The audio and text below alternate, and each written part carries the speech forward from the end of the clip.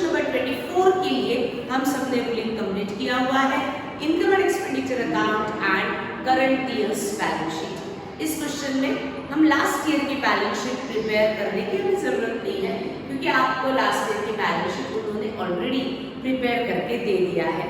तो पहले हम पूरा क्वेश्चन को अच्छे से रीड कर लेते हैं, फिर हम पोस्टिंग स्टार्ट करते हैं। तो देखेंगे सभी क्वेश्चन 24।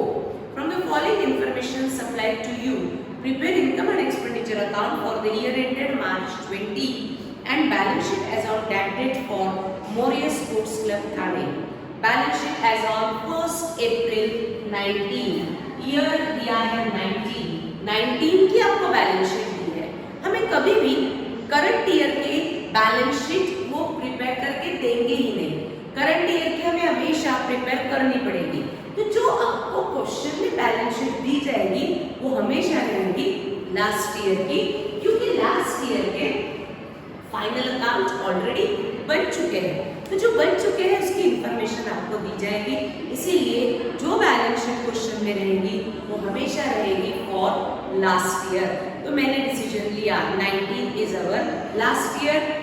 फिर हम आगे का डिसीजन लेते हैं, 20 is our current year and 21 is our next year. तो बैलेंस शीट में लायबिलिटीज है, असेट्स है, capital fund, bank overdraft, outstanding salary, machinery, outstanding subscription, prepaid insurance premium, furniture, cash in and outstanding lockers range. ठीक, आ जाते हैं next page पे।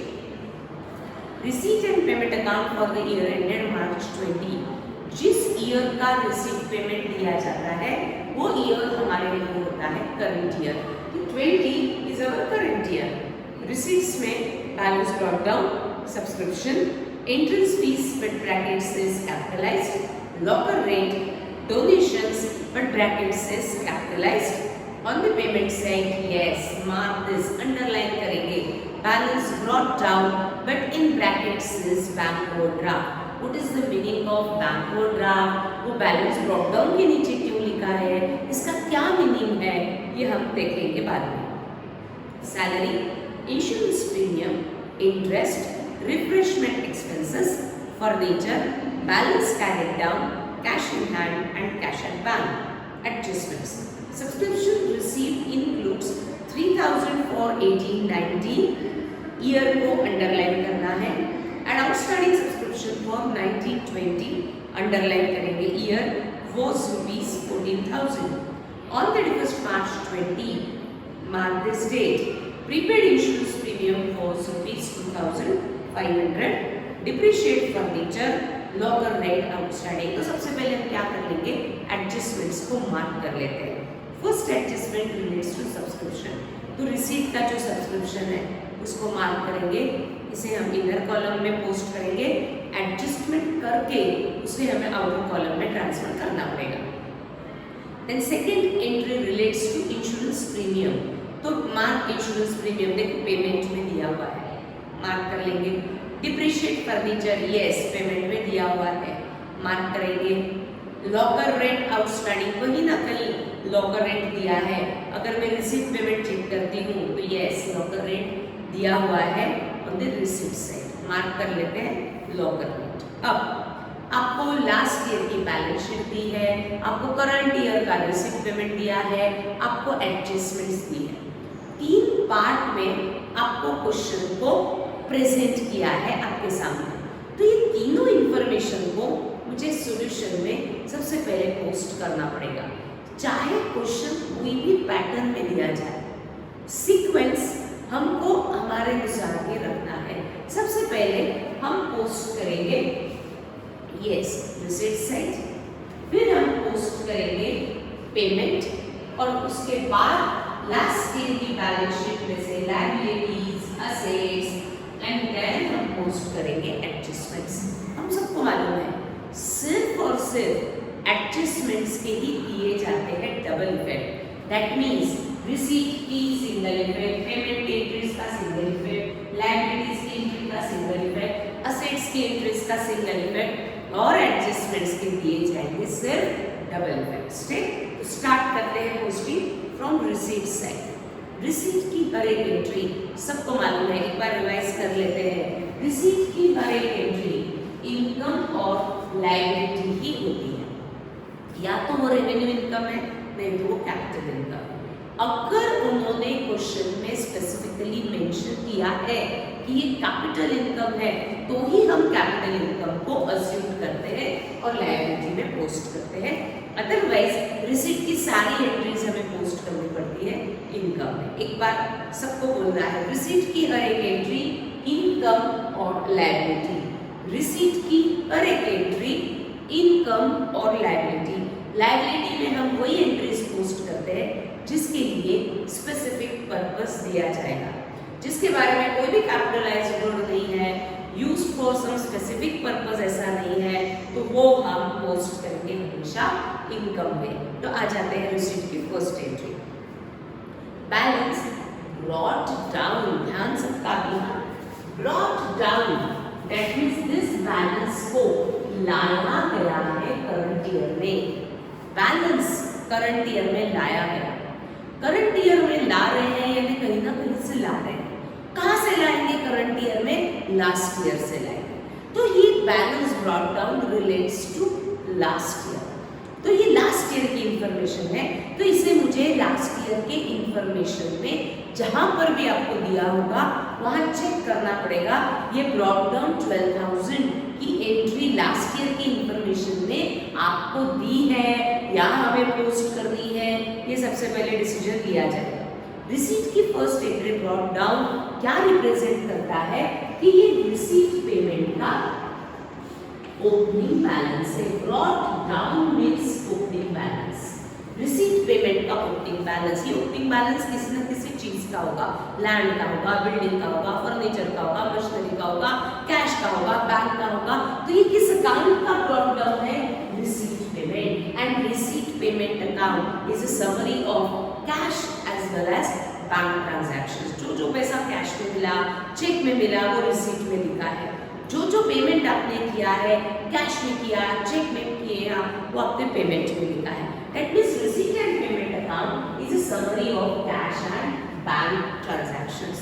यानी ये ब्रॉट डाउन या तो कैश का है नहीं तो बैंक का है, राइट। अब ये कैश का है, बैंक का है, लास्ट ईयर का है, तो देखते हैं लास्ट ईयर की इंफॉर्मेशन। आपको लास्ट ईयर की इंफॉर्मेशन दी गई है लास्ट ईयर के बैलेंस शीट के फॉर्म में, तो चेक करते हैं लास्ट ईयर की बैलेंस शीट। आ जाते हैं सभी लास्ट पेज पे। बैलेंस शीट में ये 12,000 मुझे या तो कैश के नाम से मिलेगा नहीं तो बैंक के नाम से मिलेगा, दोनों मेरे लिए असेट है, तो चेक करती हूँ मैं असेट में। यस, कैश इन हैंड कितना दिया है? 12,000। जो लास्ट ईयर कैश आपके पास अवेलेबल थी लास्ट डेट को, वो कैश हमें करंट ईयर में यूज करने के लिए हमने उसको रिसीट पेमेंट में ट्रांसफर किया है। तो लास्ट ईयर की कैश करंट ईयर के रिसीट पेमेंट का बन गई ओपनिंग बैलेंस। वो लास्ट ईयर में उन्होंने ऑलरेडी आपको पोस्ट करके दे दिया है, तो हमें उसको वापस कहीं और पोस्ट करने की जरूरत नहीं है। हम ब्रॉट डाउन कभी भी पोस्ट नहीं करते। Cross mark. सब्सक्रिप्शन क्या कैपिटलाइज दिया है? नहीं दिया है, आपको एडजस्टमेंट दी है, but this subscription to be capitalise ऐसा कहीं नहीं दिया, तो मैं उसको लायबिलिटी में यानी कैपिटल इनकम नहीं मान सकती, मुझे उसको पोस्ट करना पड़ेगा यस इनकम में, बट मार्क किया है तो inner column. Subscriptions 1,05,000 posted in the inner column. Now next, entrance fees. But bracket कुछ कहता है, bracket says capitalized, that means this entrance fees to be capitalized, that means this entrance fees को आपको capital income मानना है, और capital income हमें कहाँ पोस्ट करने पड़ते हैं? liabilities में। लिखते हैं entrance fees। bracket में capitalized इसीलिए लिखना है ताकि आप एग्जामिनर को बताएंगे कि ये कैपिटलाइज लिखा है, इसीलिए हमने उसको लायबिलिटी में पोस्ट किया है। Entrance fees 9,300, right. Next, locker rent देखते हैं, पर्पस है क्या? Capitalise, use for some specific purpose, कुछ भी नहीं है।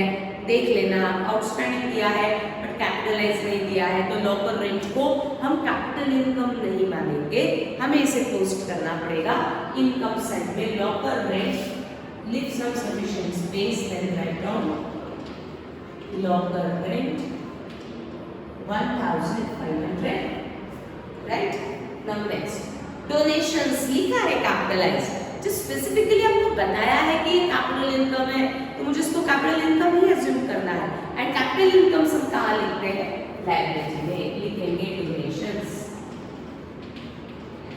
Write down in the bracket, mention in bracket capitalised 800। सारी एंट्रीज रिसीट की आंसर में सिंगल इफेक्ट देके पोस्ट हो चुकी है। रिसीट की हर एक एंट्री इनकम और लायबिलिटी में ही पोस्ट होती है। लायबिलिटी में हम वही एंट्रीज पोस्ट करेंगे जिसके लिए आपको कैपिटलाइज दिया है, स्पेसिफिक पर्पस दिया है। अदरवाइज जिसके लिए स्पेसिफिक पर्पस नहीं है वो हमने इनकम में पोस्ट किया। ब्रॉट डाउन की एंट्री मैंने पोस्ट नहीं की क्योंकि brought down means cash in hand at the beginning of the year, that means beginning में जो कैश है दैट मींस ये आपकी लास्ट ईयर की कैश है, तो वो देखो लास्ट ईयर के बैलेंस शीट में ऑलरेडी पोस्ट हो चुका है। करंट ईयर की कैश को भी मुझे करंट ईयर में रिकॉर्ड करना पड़ेगा, तो इसीलिए हमने लास्ट ईयर की कैश मेरे करंट ईयर के फाइनल अकाउंट में पोस्ट नहीं किया। फिर हम पोस्ट करते हैं पेमेंट्स। पेमेंट पे आ जाते हैं। ब्रॉट डाउन लास्ट में मैं इस पे एक्सप्लेन करूंगी डिटेल में। उसके बाद जो सिंपल एंट्रीज है वो पहले हम फास्ट कंप्लीट कर लेते हैं। पेमेंट की हर एक एंट्री एक्सपेंस या तो असेट, डिफरेंशिएट करना आपको आता है। बैंक ओवरड्राफ्ट हम अभी पहले पोस्ट नहीं कर रहे हैं। बैंक ओवरड्राफ्ट के नीचे लिखा है salary, whether it is your expenditure और असेट, आप डिसीजन ले सकते हैं। इंश्योरेंस प्रीमियम, जो एवरी ईयर हमें इंश्योरेंस कंपनी को प्रीमियम के अगेंस्ट पे करना पड़ता है, that is a part payment. हमें इंश्योरेंस कंपनी को एवरी ईयर पे करना पड़ता है, that means it is our expense. Interest expense, refreshment के आगे एक्सपेंसेस लिखा ही है, expense. Furniture is your expense और असेट, असेट, बट मार्क किया है तो inner column. Then balance carried down, cash in hand, cash in bank, carried down, brought down of the balance है तो कैरिड डाउन क्या रहेगा? Closing balance, that means current year के last date का balance, यानी करंट ईयर की cash, current year का bank balance. Current year का है तो उसको करंट ईयर का है तो मुझे पोस्ट करना ही पड़ेगा। Cash and bank is our asset, तो आप कहाँ पोस्ट करेंगे? असेट में। पेमेंट की सारी एंट्रीज आंसर में लेकर के आओ एक्सेप्ट बैंक ओवरड्राफ्ट, जो मैं एक्सप्लेन करूंगी। तो आ जाते हैं पहले पेमेंट की सारी एंट्रीज को हम पोस्ट कर देते हैं। जिसके लिए भी हमने मार्क किया हुआ है उसे आप इनर कॉलम में पोस्ट करेंगे। सैलरीज प्रीमियम मार्क किया हुआ है in the inner column. Interest, but insurance के नीचे 3 to 4 लाइन्स ब्लैंक रखना। Then write down interest, no marking on the column. Refreshment expense, that is कुछ ब्रेकफास्ट रखा तो उसके जो एक्सपेंसेस हुए, that is refreshment expense. Furniture, but in the inner column क्योंकि हमने मार्क किया हुआ है। इसके सामने कोई भी डेट मेंशन नहीं है फर्नीचर के, तो हमें कोई डेट एज सच उसके सामने लिखने की जरूरत नहीं है। Cash in hand and cash at bank 20,000 post करेंगे first except bank overdraft. Bank overdraft हम लास्ट में इसको मैं एक्सप्लेन करने वाली हूँ।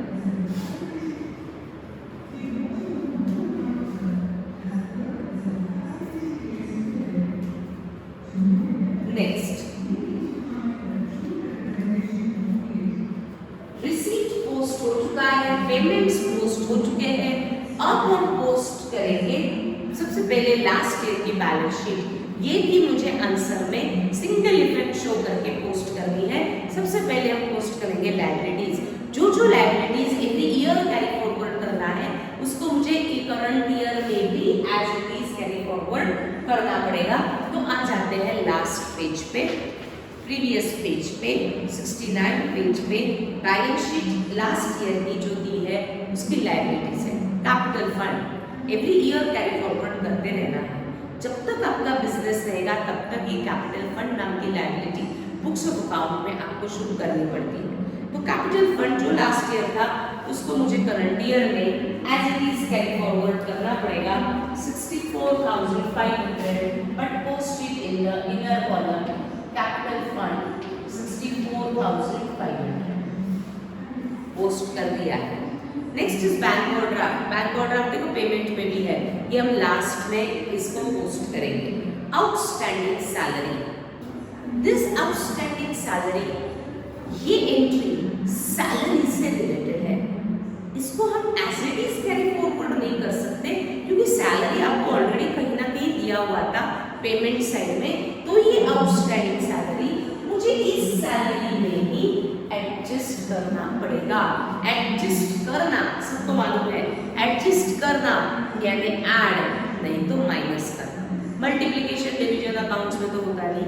तो ये आउटस्टैंडिंग सैलरी जो लास्ट ईयर के लायबिलिटी में लिखा है वो मुझे इस सैलरी में या तो ऐड करनी है नहीं तो माइनस करनी है। सबको मालूम है ऐड होती है सिर्फ और सिर्फ अगर वो करंट ईयर की है तो, क्योंकि मुझे इनकम एंड एक्सपेंडिचर में जो एक्सपेंसेस इनकम शो करने हैं वो सिर्फ और सिर्फ होने चाहिए करंट ईयर से रिलेटेड।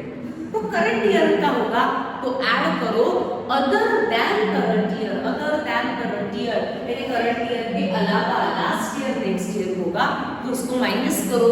ये सिंपल तरीका होता है पोस्टिंग करने का। ठीक, तो ये आउटस्टैंडिंग सैलरी को मुझे ऐड करना है नहीं तो माइनस करना है।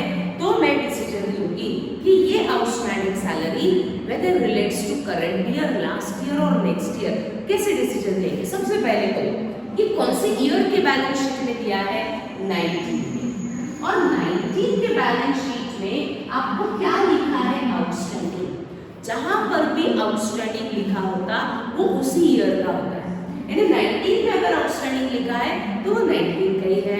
20 में अगर आउटस्टैंडिंग लिखा होता तो वो 20 रहेगा। 21 में आउटस्टैंडिंग लिखा होता तो वो 21 का रहेगा। जहां पर भी जिस ईयर में भी आपने आउटस्टैंडिंग की रिपोर्ट लिखा है वो सेम ईयर का होता है। तो 19 में अगर मैं ये आउटस्टैंडिंग लिखती हूँ तो ये कौन सी ईयर का रहेगा? 19। और 19 मेरे लिए कौन सा ईयर है? वो लास्ट ईयर है। और वो लास्ट ईयर है इसीलिए हम इसमें से क्या करेंगे? Minus outstanding last year. Without logic मैंने इसको इफेक्ट को कंप्लीट किया। कैसे कंप्लीट किया? ये outstanding salary relates to salary, यानी मुझे सैलरी में ऐड कर दो माइनस करना है। ऐड और माइनस करने के लिए एक रूल होता है। ऐड होती है करंट ईयर की एंट्रीज, माइनस होती है अदर देन करंट ईयर की एंट्रीज। तो हमें पहले चेक करना पड़ेगा जो 19 में आउटस्टैंडिंग सैलरी लिखा है वो कौन सा ईयर का है। 19 में अगर मैं आउटस्टैंडिंग लिखती हूँ तो वो 19 का है। और 19 मेरे लिए कौन सा ईयर है? लास्ट ईयर है। और वो लास्ट ईयर है इसलिए हमने क्या कर दिया? माइनस कर दिया। ठीक, आउटर कॉलम में ट्रांसफर कर दिया। बट इसका लॉजिक क्या है? ये कौन से ईयर में दिया है? 19। क्या लिखा है? आउटस्टैंडिंग। कहाँ लिखा है? लायबिलिटी में। लायबिलिटी में हम कौन सी इंटरेस्ट रिकॉर्ड करते हैं? जो पेएबल्स होती है। लास्ट ईयर में सैलरी कुछ पेएबल थी। पेएबल यानी आपने उसे पे नहीं किया था। जो लास्ट ईयर पे नहीं होता वो कंपल्सरी करंट ईयर में आपको पे करना पड़ता है। तो करंट ईयर में हमने टोटल कितना पेमेंट किया? 17,500 ऐसा पेमेंट बता है। इस 17,500 में 4,000 कौन से ईयर से रिलेटेड रहेगा? लास्ट ईयर से। क्यों ऐसा अजम्पशन है? It is a standard assumption. जो लास्ट ईयर अनपढ़ होते हैं वो करंट ईयर में आपको पहले पे करना पड़ता है। तो 17,500 में 4,000 रिलेट्स टू लास्ट ईयर, इसलिए कर दिया माइनस। लॉजिक नहीं समझता? विदाउट लॉजिक पे मैंने कहा पहले जान लो ये कौन सी ईयर का है? करंट ईयर का होगा तो ऐड करो, अदर देन करंट ईयर होगा तो माइनस करो। इसका सिंगल इफेक्ट ही आएगा क्योंकि ये बैलेंस शीट में दिया है, एडजस्टमेंट में नहीं। आ जाते हैं असेट से। मशीनरी, जो लास्ट ईयर मशीनरी थी इस स्पोर्ट्स क्लब के पास वो स्पोर्ट्स क्लब को इसको एवरी ईयर कैरी फॉरवर्ड करते रहना है। कब तक? जब तक वो मशीनरी आप बेचेंगे नहीं तब तक आपके पास वो मशीनरी रहेगी, तो तब तक आपको उसको कैरी फॉरवर्ड करना है। या मशीनरी यूज करते करते अगर उसकी वैल्यू 0 हो चुकी है तो आपको उसको बैलेंस शीट में पोस्ट करने की जरूरत नहीं है। बट अगर असेट कोई वैल्यू शो करती है और अगर आप उसे यूज कर रहे हो तो इसको एवरी ईयर आपको कैरी फॉरवर्ड करना पड़ेगा। तो जो असेट में मशीनरी है वो मशीनरी की वैल्यू 69,000 थी लास्ट ईयर, तो उसको मुझे इस साल भी यूज करना पड़ेगा और यूज करने के लिए हम इसे करंट ईयर में as it is carry forward करेंगे। डेप्रिसिएशन चार्ज होना चाहिए पर नहीं दिया तो हमने इसको आउटर कॉलम में पोस्ट कर दिया। आगे बढ़ते हैं। आउटस्टैंडिंग सब्सक्रिप्शन आ गया। Outstanding subscription, this entry relates to subscription, तो हमें इसको इसी सब्सक्रिप्शन में एडजस्ट करना पड़ेगा। बट सब्सक्रिप्शन से रिलेटेड आपको एडजस्टमेंट में भी बहुत कुछ दिया है, तो हम लास्ट में करते हैं। ठीक, आगे बढ़ते हैं। प्रीपेड इंश्योरेंस प्रीमियम कौन से ईयर के बैलेंस शीट में दिया है? Last year. क्या लिखा है? प्रीपेड के आगे क्या लिखा है? Insurance premium. और इंश्योरेंस प्रीमियम ऑलरेडी हमने कहीं ना कहीं लिखा हुआ है, यस, एक्सपेंडिचर में, यानी इस प्रीपेड को मुझे इसी इंश्योरेंस प्रीमियम में एडजस्ट करना है, ऐड नहीं तो माइनस। अब मैं ऐड करूं माइनस करूं तो उसके लिए रूल होता है, ऐड होती है करंट ईयर की एंट्रीज, माइनस होती है अदर देन करंट ईयर की एंट्रीज। तो अब ये करंट ईयर की है, लास्ट ईयर की है, नेक्स्ट ईयर की है, ये सब डिसीजन मुझे लेना पड़ेगा ताकि मुझे ऐड बेस करना है। ठीक, तो ऐड करूं माइनस करूं ये मुझे सोचना है। सबसे पहले हमने ये एंट्री 19 में देखी, असेट में देखी, क्या लिखा है? प्रीपेड। 19 में ये इंश्योरेंस प्रीपेड था। प्रीपेड का मीनिंग सबको मालूम है, मोबाइल के कारण तो सबको ही मालूम रहता है। Prepaid means paid in advance, आपने एडवांस में पे कर दिया। एडवांस आप कौन सी ईयर के लिए पे करते हो? पिछले साल का कि आगे के साल का? हमेशा एडवांस आगे के लिए होता है। तो ये 19 में अगर मैं बोलती हूँ कि ये प्रीपेड है, 19 में यानी लास्ट ईयर में मैं कह रही हूँ कि मैंने ये इंश्योरेंस एडवांस में पे किया, तो 19 में जो ये आप एडवांस पेमेंट कर रहे हो वो कौन से ईयर से रिलेटेड पे कर रहे हो? 19 में अगर मैं एडवांस बोलती हूँ तो 19 का आगे का साल यानी कौन सा? 20, यानी ये इंश्योरेंस प्रीमियम 20 का है जो आपने कौन सी ईयर में पे किया? 19 में। दैट इज दिस इंश्योरेंस जो लास्ट ईयर के असेट में लिखा है प्रीपेड। लास्ट ईयर अगर मैं कहती हूँ कि ये एडवांस पेमेंट है, यानी वो 19 में एडवांस में पेमेंट कौन सी ईयर का होगा? 20 का। That means this insurance premium relates to 2020 and 2020 is our current year. मैंने डिसीजन लिया कि ये जो लास्ट ईयर के असेट में लिखा है वो 20 का है और 20 मेरे लिए क्या है? करंट ईयर है। वो करंट ईयर है इसलिए हम क्या कर देंगे इसमें? ऐड प्रीपेड और ब्रैकेट में बताना ये प्रीपेड कब था? लास्ट ईयर था, इसीलिए मैंने इसको ऐड क्यों किया? क्योंकि लास्ट ईयर में एडवांस में पे कर रही हूँ तो 19 का एडवांस यानी आगे का साल रहेगा 20।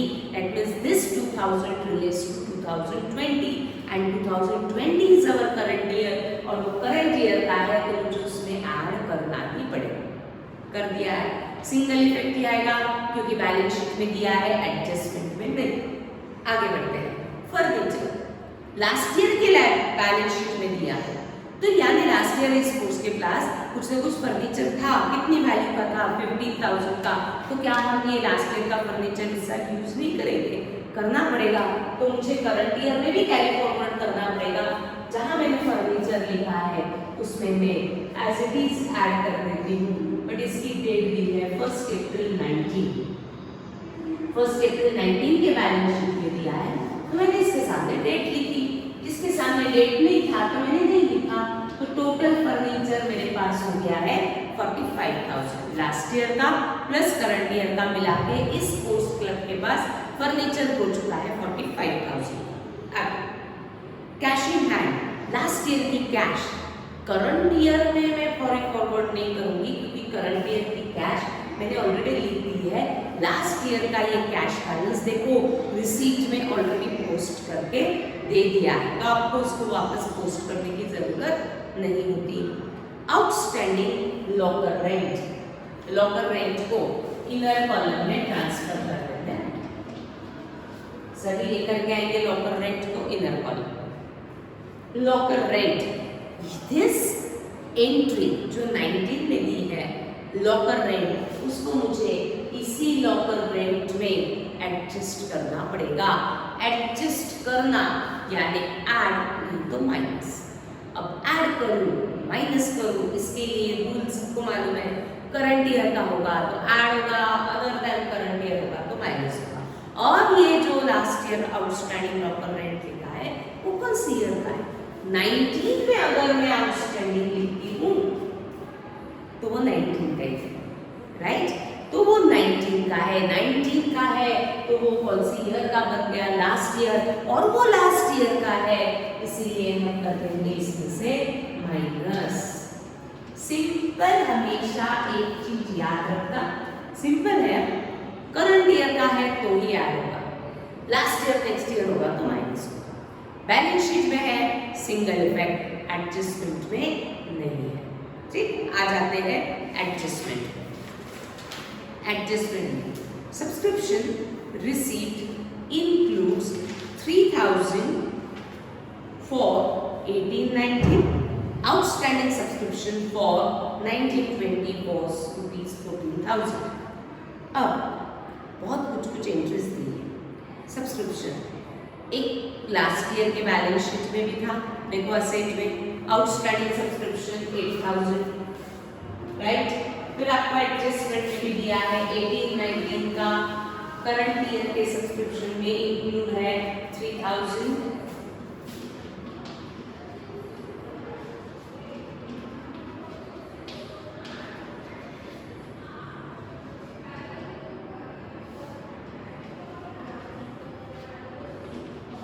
एंड 19-20 का आउटस्टैंडिंग सब्सक्रिप्शन दिया है 14,000।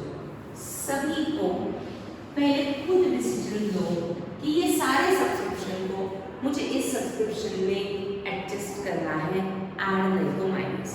अब ये 8,000 आपको 19 इस ईयर के बैलेंस शीट में दिया था, ये 3,000 का ईयर भी 19 ही दिया है, ये लास्ट ईयर का ही है, और 19-20 का आपको दिया है 14,000। पहले आप ट्राई करेंगे फिर मैं एक्सप्लेन करूँगी। देखो ये दोनों का ईयर सेम है तो इसको आपको कंबाइंड कुछ तो भी कंसिडर करना पड़ेगा। पहले करूँगा,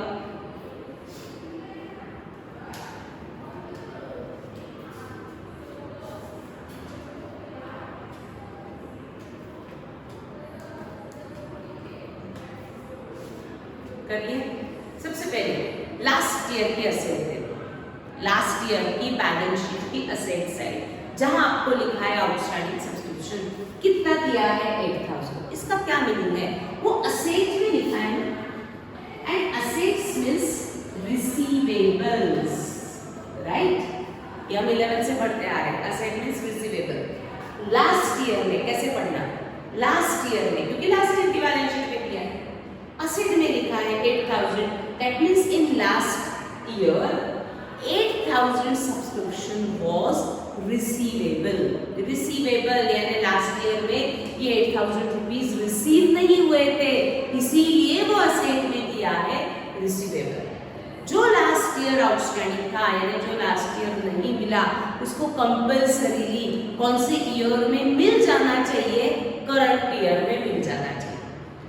अगर कुछ भी मेंशन नहीं है तो हम क्या अजम्पशन लेते हैं? जो लास्ट ईयर नहीं मिला वो करंट ईयर में आपको मिल चुका होगा। तो जो लास्ट ईयर, पहले लास्ट ईयर की असेट का मीनिंग समझ में आया क्या? चेक करो। In last year, last year के बैलेंस शीट में लिखा है तो in last year 8,000 subscription was outstanding. Outstanding यानी सब्सक्रिप्शन असेट में दिया है तो ये रिसीव होना चाहिए था, बट ये रिसीवेबल था, लास्ट ईयर में, यानी लास्ट ईयर में ये नहीं मिला था।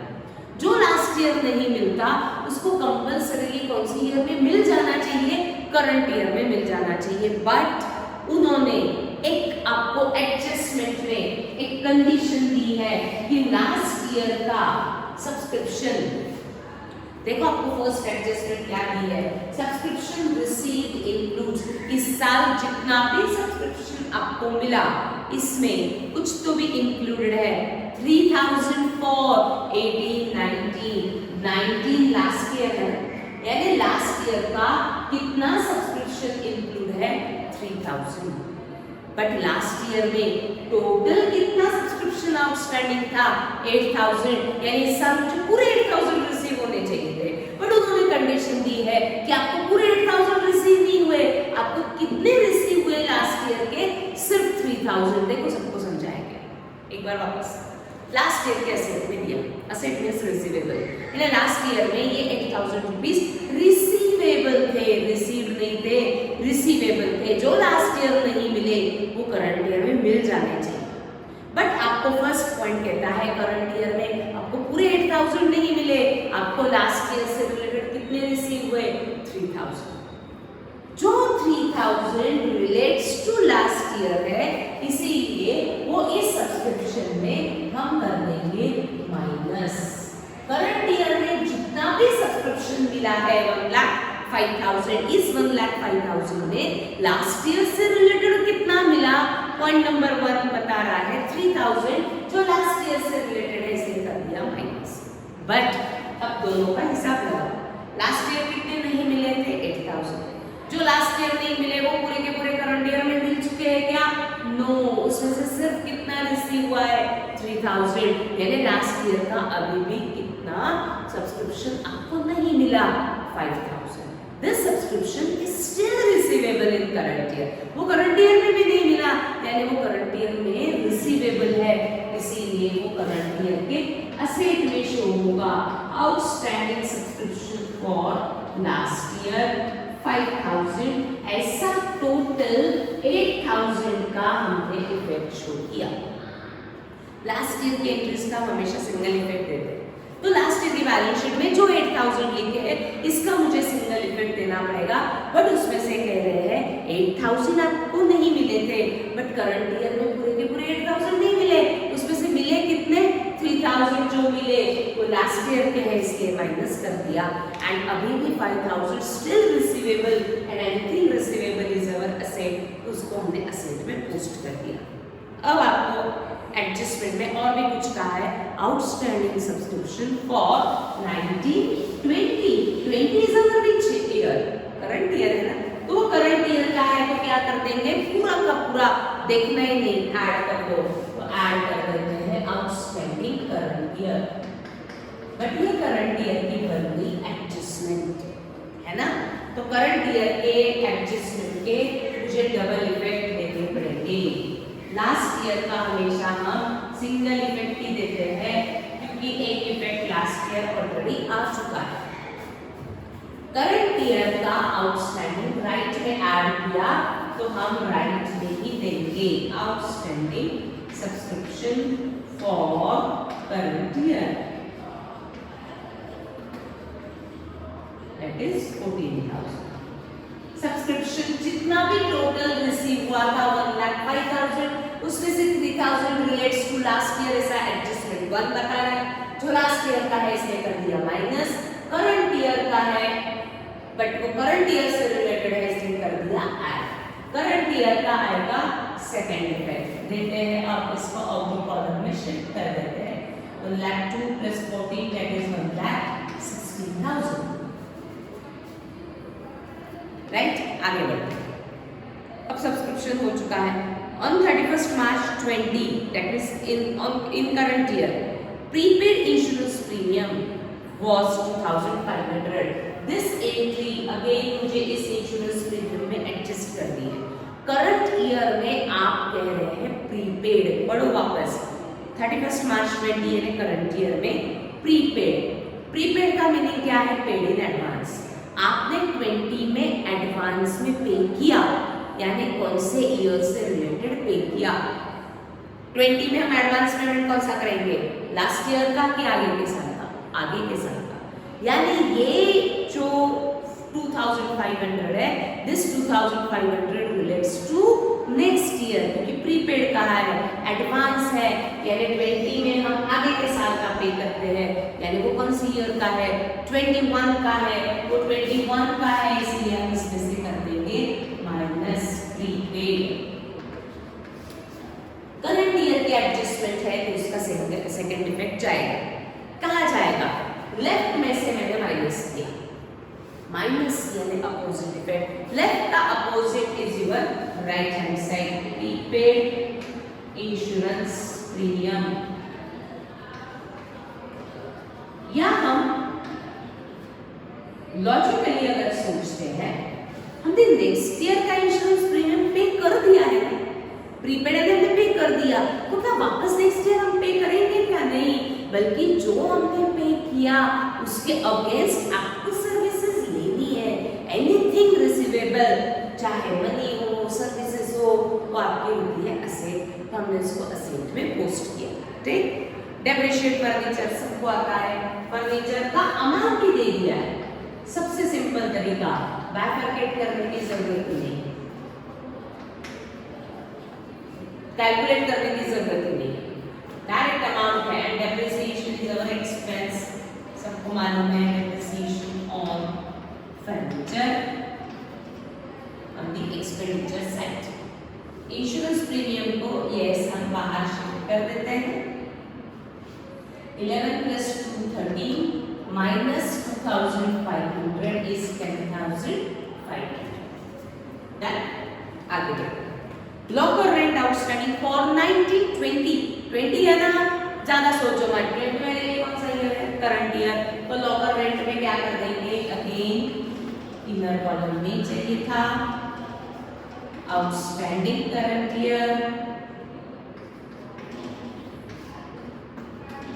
14, ठीक।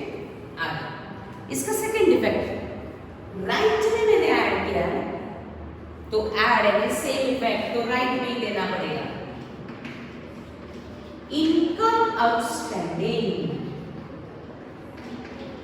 इनकम रिसीव होता है, outstanding means receivable, and anything receivable is our asset, ये लॉजिक है। अब एक एंट्री हमारी बची है, दैट इज बैंक ओवरड्राफ्ट, ध्यान सबका चाहिए, बाकी तो हमने एंट्रीज काफी बार की हुई है।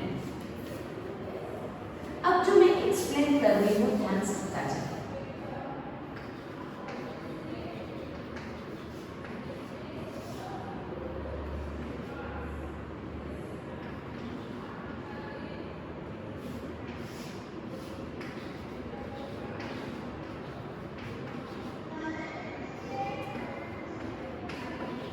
ध्यान सबका। रिसीट पेमेंट में सबसे पहले देखो, receipt payment brought down, receipt में भी दिया है और ब्रॉट डाउन पेमेंट में भी दिया है, और पेमेंट के नीचे उन्होंने लिखा है बैंक ओवरड्राफ्ट, ध्यान सबका। रिसीट पेमेंट में जो भी ब्रॉट डाउन लिखते हैं या हम कैरिड डाउन लिखते हैं, ब्रॉट डाउन आपके लिए होता है opening balance, and carried down आपके लिए होता है क्लोजिंग बैलेंस, स्टॉक निकालना। उस रिसीट पेमेंट का opening balance is brought down and closing balance is carried down. But receipt payment account में जो भी हम ब्रॉट डाउन कैरिड डाउन लिखते हैं वो क्या रहते हैं, या तो कैश का रहता है या तो बैंक का रहता है। अब जो मैं एक्सप्लेन कर रही हूँ हो सकता है डिफिकल्ट लगे, बट समझ में आना चाहिए। अब जो भी ब्रॉट डाउन हम डेबिट में लिखते हैं, ये डेबिट में कैश भी हो सकता है, ये डेबिट में बैंक भी हो सकता है। जो हम कैरिड डाउन क्रेडिट में लिखते हैं वो कैश भी हो सकता है और बैंक भी हो सकता है। बट यहाँ इस क्वेश्चन में आपको स्पेसिफिकली ब्रॉट डाउन जो लिखा है 12,000 वो कैश है, ये हमको लास्ट ईयर की बैलेंस शीट से पता चला। बैलेंस शीट के असेट में कैश इन हैंड 12,000 है और ब्रॉट डाउन भी आपको लिखा है 12,000। That means this brought down cash का ओपनिंग बैलेंस था। कैरिड डाउन अगर मैं क्लोजिंग बैलेंस लिखती हूँ तो उसमें कुछ कैश का बैलेंस है और कुछ बैंक का बैलेंस है। अब कैश अकाउंट जो हम लेजर में प्रिपेयर करते हैं, उस कैश का आपको हमेशा मिलता है डेबिट बैलेंस।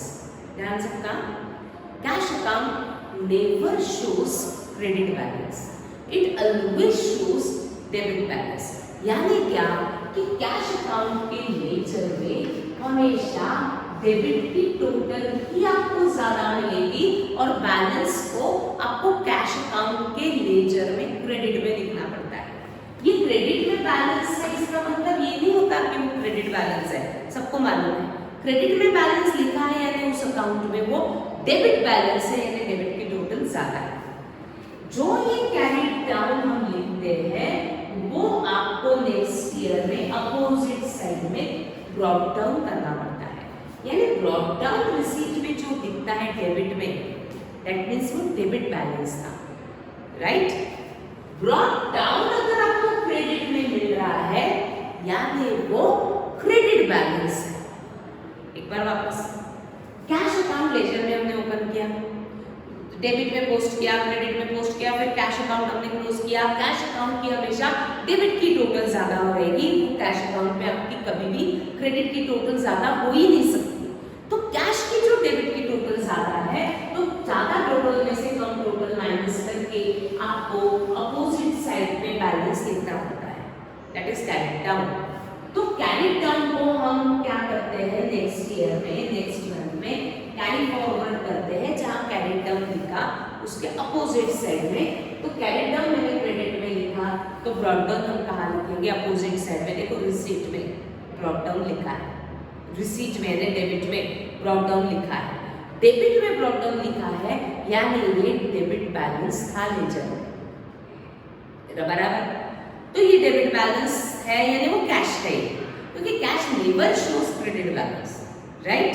अब आपको क्रेडिट में भी लिखा है ब्रॉट डाउन, बट उसके नीचे क्या लिखा है, बैंक ओवरड्राफ्ट। यहाँ वो आपको बता रहे हैं ब्रॉट डाउन यानी ओपनिंग बैलेंस, क्रेडिट में लिखा है यानी ये क्रेडिट बैलेंस था, बट कैश में कभी भी क्रेडिट बैलेंस नहीं रहता, इसीलिए उन्होंने वहां स्पेसिफिकली मेंशन किया है बैंक ओवरड्राफ्ट। यानी ये जो ओपनिंग बैलेंस है, ये जो क्रेडिट बैलेंस आया है वो किस अकाउंट का है, बैंक अकाउंट का है।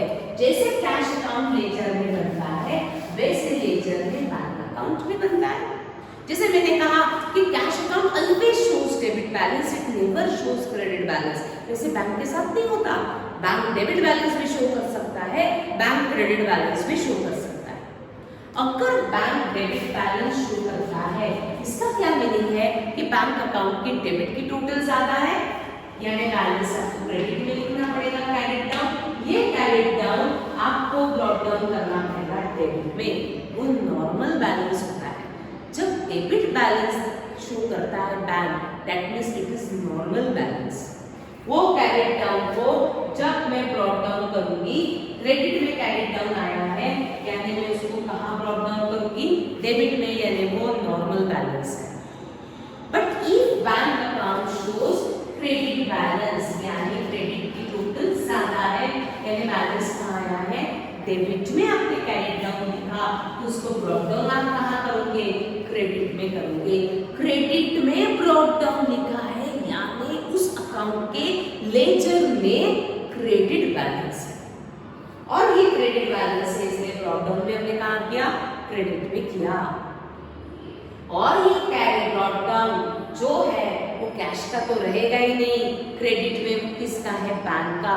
बट ये नॉर्मल बैलेंस नहीं था, नॉर्मल बैलेंस डेबिट बैलेंस होता है, बैंक अकाउंट का ये क्रेडिट बैलेंस है, यानी ये नॉर्मल बैलेंस नहीं है, उसको हम एबनॉर्मल बैलेंस नहीं कहेंगे, उसे हम कहते हैं बैंक ओवरड्राफ्ट। तो जो ब्रॉट डाउन है that means it is bank balance. Brought down है इसको लाया गया, कहां से लाया गया, लास्ट ईयर से लाया गया।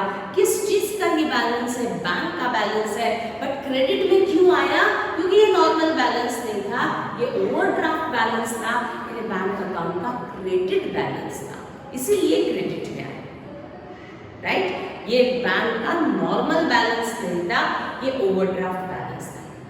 ब्रॉट डाउन लिखा है यानी इसको हम ला रहे हैं। कहां से ला रहे हैं? लास्ट ईयर से ला रहे हैं। तो चेक करो लास्ट ईयर की एंट्री लास्ट ईयर के बैलेंस शीट में तो होनी चाहिए सबसे पहली चीज। बट ये बैंक का नॉर्मल बैलेंस नहीं था, ये ओवरड्राफ्ट बैलेंस है। नॉर्मल बैलेंस हम असेट में लिखते हैं ना, तो ओवरड्राफ्ट आपको लायबिलिटी में मिलेगा। देखो लास्ट ईयर के लायबिलिटी में बैंक ओवरड्राफ्ट आपको दिया हुआ है 38,000 और वही उन्होंने ब्रॉट डाउन किया है ऑन दी पेमेंट साइड। क्यों? क्योंकि ये क्रेडिट बैलेंस था। तो चाहे ब्रॉट डाउन कैश का हो, बैंक का हो, ये लास्ट ईयर से रिलेटेड होता है, तो उसे मुझे करंट ईयर के फाइनल अकाउंट में तो पोस्ट करना नहीं है। कोई भी ब्रॉट डाउन चाहे वो कैश का हो, बैंक का हो, कहीं भी हो, रिसीट में हो, पेमेंट में हो, हम लिखेंगे ही नहीं। क्यों? क्योंकि ये लास्ट ईयर से रिलेटेड है, तो उसको लास्ट ईयर में पोस्ट करना चाहिए और लास्ट ईयर में उन्होंने ऑलरेडी आपको पोस्ट करके दे दिया है। तो बैंक ओवरड्राफ्ट होने के कारण उसको आपने कहाँ लिखा था? लास्ट ईयर लायबिलिटी में। क्यों? क्योंकि ये बैंक का नॉर्मल बैलेंस नहीं था, ये ओवरड्राफ्ट बैलेंस था, इसीलिए वो लायबिलिटी में आया। तो लास्ट ईयर का बैलेंस लास्ट ईयर के बैलेंस शीट में आ चुका है। तो देखो ब्रॉट डाउन ये 12,000 भी हमने कहीं पोस्ट नहीं किया, ये लास्ट ईयर का है तो लास्ट ईयर के असेट में बराबर दिख रहा है, डेबिट बैलेंस है तो बराबर असेट में दिख रहा है। बैंक का भी ये ब्रॉट डाउन बैंक का बैलेंस है, बट ब्रॉट डाउन है देखो लास्ट ईयर का है तो वो लास्ट ईयर में पोस्ट होगा। ये ओवरड्राफ्ट है, ये बैंक का नॉर्मल बैलेंस नहीं है, इसलिए लायबिलिटी में पोस्ट किया। बट कोई भी ब्रॉट डाउन ये लास्ट ईयर से रिलेटेड है तो आपको पोस्ट करने की जरूरत नहीं है। ठीक, तो ये आप पोस्ट नहीं करेंगे। लास्ट ईयर की एंट्री है वो लास्ट ईयर में ऑलरेडी पोस्ट करके दे दी। डन, तो आपको इसको कहीं भी पोस्ट करना नहीं है ना। Close income and expenditure account, find out the balance. Surplus होगा, ऐड करो, डेफिसिट होगा, माइनस करो, फटाफट टैली करो, लाइव सेशन में आ जाओ। डिस्कस करेंगे बैंक ओवरड्राफ्ट, डिस्कस करेंगे हम सब्सक्रिप्शन, डिस्कस करेंगे हम प्रीपेड इंश्योरेंस इन लाइव क्लास। जल्दी से आ जाओ और जो भी डाउट्स होंगे वो डाउट्स को क्लियर करते हैं। Thank you.